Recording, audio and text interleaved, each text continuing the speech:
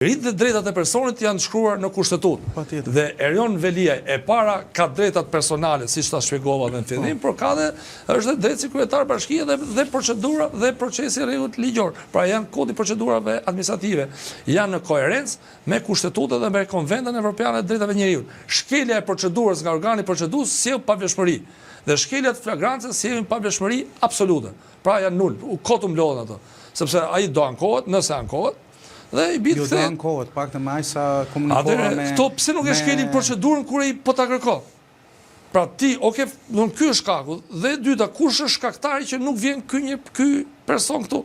Sepse dëgjohet, fjala e fundit, si thash, edhe në gjyq, fjala e fundit i ngelet panderit me kod procedure penale.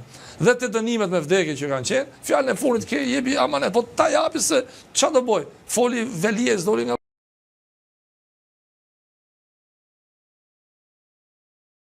nuk të duket çudi për shembull rasti i Irena Gjokës për shembull. Po. Ka 2 vjet Sali Berisha, atë është e kon vendimin dorë dënimin. Ç'është dënuar, po.